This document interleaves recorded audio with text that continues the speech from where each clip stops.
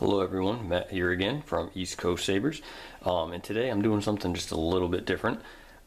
Instead of going over a saber or anything that I've recently built, I've decided that I'm going to give a quick demonstration video of the blaster that I recently finished. This is for my personal collection. It is a Denix based DL-44. More specifically, it is Luke's DL-44 from The Empire Strikes Back. This was something that I wanted to do for quite a while. It's going to go very nicely with the Luke Bespin cosplay that I'm currently building. I've got the saber all set, so I needed the blaster to go with it. Now, as I said, this is a Denix based build. For those of you that don't know, Denix is the name of the manufacturer that creates the replica Mauser C96, broom handle Mauser C96.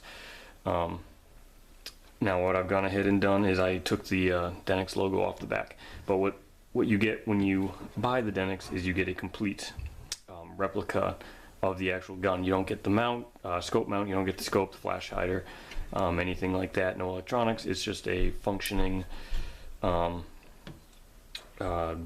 So it's got a solid barrel, but you'll notice that the trigger does work, the hammer works, and the slide does work, and it does pull the trigger, the hammer back, and it does function. It is an all metal build. It's cast out of just pure kind of a cheap metal. It's nothing overly strong. It's not like stainless steel or anything like that, and it's certainly not aluminum either. It's kind of just a cheap pot metal, but they are very good for doing these conversions, because in order to get your hands on a real Mauser or the MGC replicas from back in the day is incredibly difficult. These Denix builds are incredibly easy to get a hold of, and they're not too much, not too expensive. They're about $76 to $100 depending on where you get it, and the option you get for the wood grips. These are the actual wood grips. You can get synthetic, excuse me, plastic ones. I opted for the real wood. They come up a little brighter on camera. In person they're a little more wood finish, but so far I'm very happy with it. So just a brief overview of everything that I've done to the blaster is I did do the full conversion. I cut the front sight off, and I got the all metal flash hider from Boba on the RPF. As you can see, the barrel, just like in the movie version, the live fire in the movie, it protrudes about halfway into the end of the muzzle. Now this is solid aluminum, so what I went ahead and did is cleaned it up. Well, it comes perfectly clean, but I scuffed it up a little bit, and then used Birchwood KC aluminum black to darken it, and then I weathered it away. I don't know how well you can see it, but there is weathering all the way around. I added some small chips. There's a little chip there. I added one there, some on the inside ring, but I weathered the whole thing. It comes brand new, shiny, machined aluminum, so any weathering that you see on it was added by me, and I think it came out pretty well. The body of the Denix itself, when you first get it, is very rough. The casting on it is, you get what you pay for. It's all metal. The trigger, the hammer, the slide, and everything functions, but the metal itself is very rough. The casting is very rough, and the paint on it is definitely paint. It's not the greatest paint job in the world.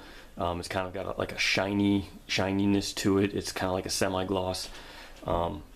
Overall, I wasn't happy with either the paint nor the casting finish. So what I did is I completely disassembled the gun. I stripped the paint off of it. I tried using a bead blaster, but the bead blaster that we had at work was not did not have the power necessary to properly blast it off. So I ended up using a wire brush wheel in a angle grinder to get all the paint off. And then from there I used a sanding pad, more like a Scotch-Brite pad, in the angle grinder to completely smooth all of the surfaces. So if I zoom in just a little bit here, bear with me while it focuses, as you can see, the surface of everything is completely smooth. I sharpened up all the edges, all the lines,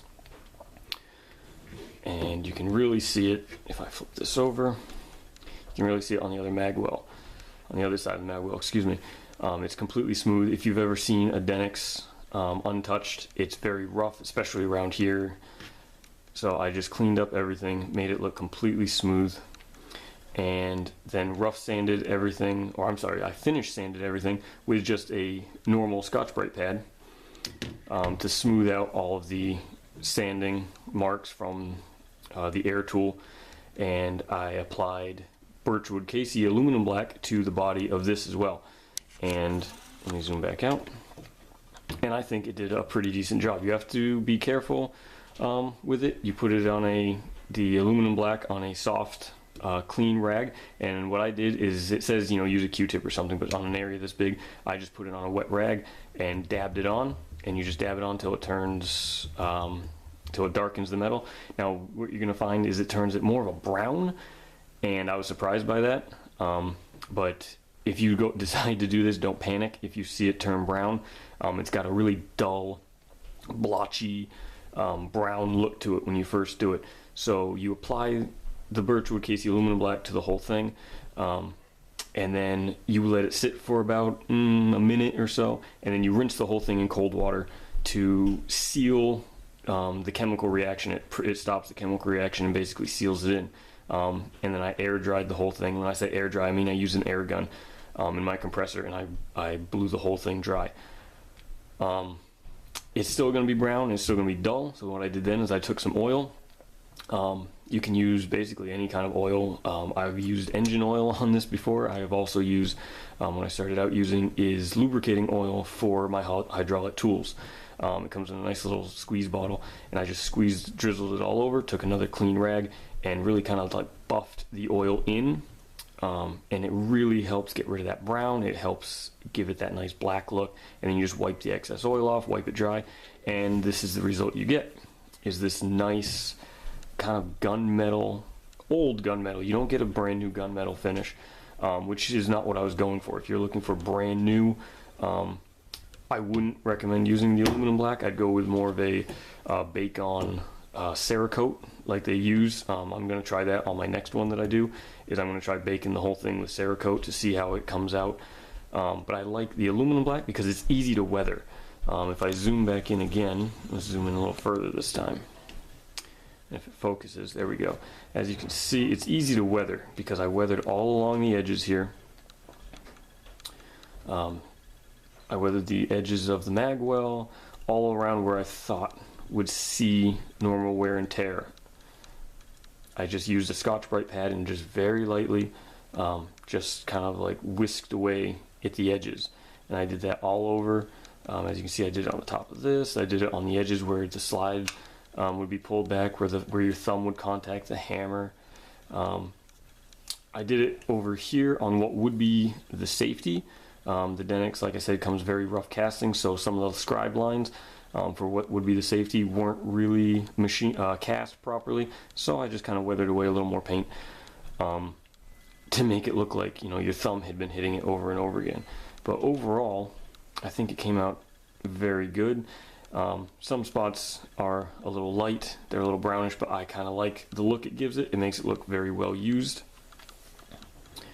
And overall, I'm very happy with it. Now, as you'll notice, the Denix says M96, whereas an original Mauser was a C96. I'm not positive for the change. Maybe it's a copyright thing. They can't really use C96. But overall, I think the refinish, the sanding, and I guess you could call it gun bluing. It's not gun blue, it's just aluminum black. But I think it came out very well. So then after that, what I did is I went back on the forums, and like I said, I got my flash hider from Bobadet. I also got the scope bracket from Bobadet. It's an amazing flash hider. It's pure aluminum. It was already cut, machined, drilled, everything. All I did was paint it, and I used some automotive style touch-up paint, a spray can of gloss black, and I sprayed it on and then dried it incredibly fast with my heat gun, and then took sandpaper and a Scotch-Brite pad to dull the surface of it, and then sandpaper to weather the edges off. And I weathered some areas a little more. I was going by a picture of Mark Hamill from The Empire Strikes Back, one of the promo shoots. That was my inspiration for this build, so I tried to copy that as much as possible, and I think it came out pretty well. The knob I got from Tom Jefferson on Facebook. It's an amazing knob. It finished off my build perfectly. It was the last piece I needed. It's an amazing job with the knurling and everything. If you're in need of one, I definitely recommend getting it from him. A lot of people have asked me about the scope because they've seen the scope and they want to know where they can get one themselves. This actually is a rubber scope. If you'll notice, it's solid rubber. I got it from a member of the Blaster Builders group on Facebook. I bought it from him on eBay. It's just solid rubber. He cast them. You have to cut the flashing on the bottom of the two legs here. There's about a quarter to half an inch, maybe 3/8 inch flashing on the bottom. You just cut it down, trim the flashing off, and there's really not much more you have to do to it. I did the paint job myself, and it comes black. So if I zoom in on that, wait for it to focus. There we go. The black that you see is actually just the rubber. I didn't do anything to the black. That's just the rubber, and I like it because it gives it that. It has that old metal look that if you've ever seen one of the original M19 scopes from the old tank periscopes, it's a very similar finish. So all I did was I took some white acrylic paint, I brushed it over the lettering, and then I took a piece of paper towel and just wiped the excess off, and it stayed in the lines and it filled in quite nicely. And then I took some gold acrylic paint and some brass enamel paint. All the paint I used on this was Tester's brand, by the way. Gold acrylic and brass enamel, and I just dry brushed it. I just put some on the brush, wiped most of it off, and then what was left I just very lightly brushed around the edges of the scope, and then kind of just like did the same thing, wiped off a little bit of excess until I liked it. Painted some on here, around the light bulb detail, inside some of the cracks. I don't know how well you can see that. Let it focus. Just tiny little details everywhere. Did the same thing up front. I kind of colored in the screws. I don't know if the original screws were brass or not. I kind of like them brass. But it's meant to look like it's a solid brass scope, just like the real M19 periscope scopes were, with the paint wearing off. So that's all I did, was just take some brass and gold paint and just rub it on, and then just rub some of it off. And I think it came out pretty damn good. What I also did to make it a little more realistic is I added a reticle. Now this is not a see-through reticle, this is just a piece of paper. I found a Star Wars reticle that I liked online. I loaded it into Microsoft Paint, I resized it a couple times, printed it out and cut it out and just stuck it right inside. Now the lens, as you can see, there is a lens in there. It's just a watch lens. I found them on eBay. They're about 10 bucks a piece. It's a solid glass, crystal glass watch lens, and it's the perfect size. I got it in, I believe, excuse me, I believe it's 22 millimeter. And it just pops right in. There's no tools, there's no glue. It's a press fit. You just snap it right in. And I didn't have to glue down the reticle.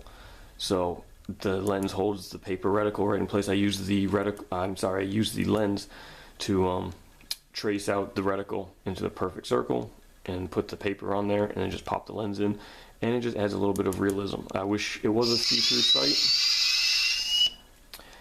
Sorry about that, I hit the kill key. But I wish it was a see-through sight. This is just a temporary one for now until I get my replica all metal one from Dark Energy Creations. When they release their see-through replica in a couple months, I will be swapping this one out for a real one. But for now, I think it definitely looks the part, and most people don't even know that it's rubber. It really is a fantastic casting of rubber. So I think it looks pretty good. When it came time to mount the scope and the scope bracket, most people use just a 1/4 20 stud, Now they drill one hole through the body of the Denix, and the stud screws into the knob here, and then it goes through the mag well of the Denix, and there's a nut that holds it on from the inside. I didn't like that idea because a lot of times you see these scope mounts, they pivot, they always loosen up, you're always having to retighten them, they don't really work that well. So I decided I was going to do something a little better, and I'm sure this has been done before, but what I decided to do was, if we just remove this knob,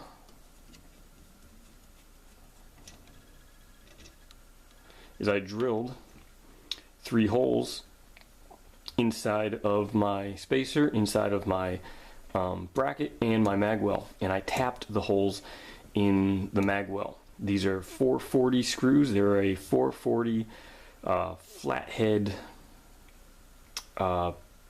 tapered flathead screw, excuse me. I needed something small that the head could fit underneath the knob so that you wouldn't see them. So they're just in a symmetrical triangular pattern. There's 3 of them to make sure that it's nice and locked on. So I drilled the same holes in the spacer underneath. But as you can see, the scope bracket is held off the body with a spacer. So I just drilled the same holes in the spacer, just the same holes in the mag well, and tapped the ones in the mag well. So these screws, I countersunk the ones in the bracket. So these screws go and sit countersunk, so they sit flush, or they actually sit in a little bit in the bracket. They go through the spacer and they thread into the body of the gun to hold it nice and sturdy. And then the knob has the stud that I cut to length. It's epoxied into the knob itself, and the spacer is threaded for a 1/4 stud. So now this knob really doesn't do anything. It just looks good, and it hides those screws. So then it just threads right in. Rather than this knob actually being what tightens the bracket up, it's simply aesthetic. So it looks good, and this scope mount does not move with those 3 screws holding it. And another advantage is you can just get a tiny little bit of the threads of the screws protruding to the inside, rather than having a large nut stuck on the inside of your mag well, which makes it very difficult to install your battery pack and your soundboard if you're doing electronics. If you're not doing electronics, it's not too bad, but whereas mine is an electronics build, I decided I wanted to save as much room, so the 3 screws really helped in that aspect as well. So when it came time to do the electronics, I followed the pinned post on the Blaster Builders group on Facebook for all the parts and everything. I drilled and countersunk a hole in the bottom of the mag well for my auxiliary switch. So that's now a tactile switch. I drilled and tapped the rear of the grip frame for the recharge port. This is using a Goth 3D Designs kill key that usually comes with the Graflex 2.0 chassis, which I think works pretty well because it's nice and flush, and it's a turnkey style. I do have an idea in mind to have a flush mount kill key that sits nice and flush and has a flat blade head on it that you can turn. That way you don't have to constantly remove the kill key. It'll sit nice and flush with the grip frame, and it will be black, so it'll blend in, so you won't have that gaping hole there anymore. But this works pretty well for right now. You just turn it and then pull out to charge it. But if you just want to turn the blaster on, all you got to do is turn it. So I did follow the instructions, or the guides, I should say. They're not really step-by-step instructions. They're more of a guide on the Blaster Builders group. So I drilled and countersunk that. I installed all the electronics on the inside. This is using a Plecter Labs version 5 Blaster Core. I have the 3D printed switch holder from Matt Lanelli on the Facebook group. It is a 28mm premium speaker in the grip, along with a rumble motor also in the grip. And we can go ahead and fire it up right now. Like I said, just twist the kill key. Running a super bright red LED in the barrel. I drilled the whole barrel through to run the LEDs through. So we'll just pull the trigger. And as you can see, my light above is very bright, so it's difficult to see the muzzle flash on camera. And we can cycle through the sound fonts.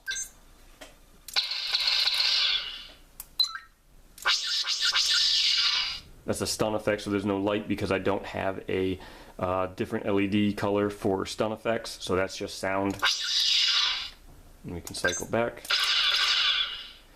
And if you hold down the trigger, that's just the different effects for one single sound bank. There's 6 banks within the Blaster Core. So if you hold down the trigger and the auxiliary, and then give the auxiliary a quick tap again and hold it for a quick second, you'll go into your menu. So now we can cycle through the different sound fonts.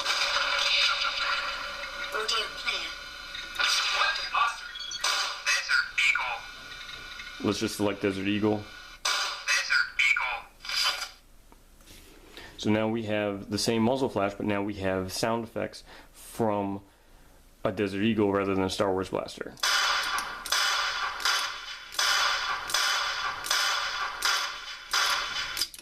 Oh, and my magazine is empty. We actually have sound effects of an empty magazine, and for that you just click and hold the auxiliary button for just a second. And we're back to firing. So it's a very cool feature for the Blaster Core version 5 that you don't have to use this just for Star Wars blasters. You can use this soundboard for a multitude of different replicas. So now we'll cycle back again.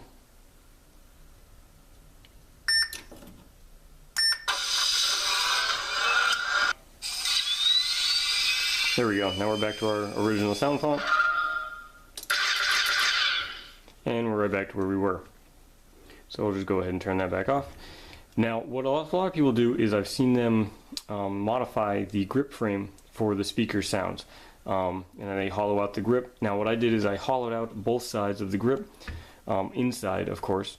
One side to accept the speaker, because they're just solid wood, so I just ground it out with my Dremel. And so the speaker can sit flush. And the other side I did for a resonance chamber. Now, rather than drilling a bunch of holes vertically down through the grip frame like I've seen people do, I decided I was going to do something a little different, and I milled a channel inside of the grip frame. Now, you're never going to see that, and it leads directly into where the speaker is. So it really adds, I think, to a little bit more sound. I've never used one that's done the other way, but I think it will be a little bit louder than some, just because the sound ventilation is right there. And when your hand covers it a little bit, it's still very loud. And I think it's going to work out very well. Now, when it came to the accuracy of this build, because there are many different versions of the DL-44 over the years, and well, not over the years, but I should say throughout The Empire Strikes Back. There's Luke's Hero one, there's Han's Hero one, there's the Hoth version, there's the Luke Bespin, there's the Hoth Bespin. There's a couple scenes where people believe that they use the same blaster for Han and Luke. So it's really difficult to pinpoint which version exactly you want to build. I went with the Luke Bespin, and I used photos from online as well as just the pages and pages and pages of resource material available on the RPF that Bobadette and Scott JUA have all done on certain posts, just nailing down the itty bitty tiny little details of the Greeblies. So that's why I went with this style scope mount with this knob and this flash hider. Now, I know the flash hider for Luke in the movie, this rear section, is slightly shorter. I don't have a means as of yet to shorten that section down, so it's good enough for right now. And I know the firing pin on the back of the slide is supposed to be ground down, but I haven't done that yet either. I may do that, I may not, I'm not quite sure. But if we flip this over and look at the Greeblies on the other side, We do know that Luke's version did not have the pistons on the side of it, but we do know that he had one, possibly two, of these little greeblies, as well as the motor coil one over here. So I went ahead and bought those from Bobadette as well. They're just resin recasts of the originals, and I spray painted them black, and they're just held on with some E6000. So if I ever do need to pop them off, they will pop off. They're not permanently epoxied. So I flipped the sight adjuster, and I also glued it down because when you get the Denix, it's very loose and it just flops all over the place. So I just glued it down with some E6000. But before I did, I flipped this over so it's on the correct side for an original, and I shaved down, or I should say sanded. I had originally done the slide up with aluminum black, but I shaved it down, and I cut out the detail for the extractor, and I taped it off, and this is just aluminum black. I darkened it up with aluminum black, and as you can see, it's not perfect. It's very rough. I do plan on having this actually milled out. It's going to be milled down a few, probably like a millimeter, maybe two, and then redone with aluminum black to show the extractor detail. This was just temporary, so if that looks horrible and it's not symmetrical or anything, don't judge me on that. That was just a quick test to see how it would come out. It did not come out too well, so I will be doing a much better version of it. But overall, that's pretty much it. The SD card access is through here. As you can see, it's right in there. You open the slide up, the soundboard and battery pack are right inside. And I think it came out very well. This will look very nice with my vintage Graflex Luke Empire Strikes Back that I'm currently going to be building for my Luke cosplay. I have the rest of the cosplay all set. I just need to finish building my crystal chamber for my vintage Graflex, which I'm doing all from scratch. So that will be the next build. But for now, my DL-44 is all done, and thank you guys for watching.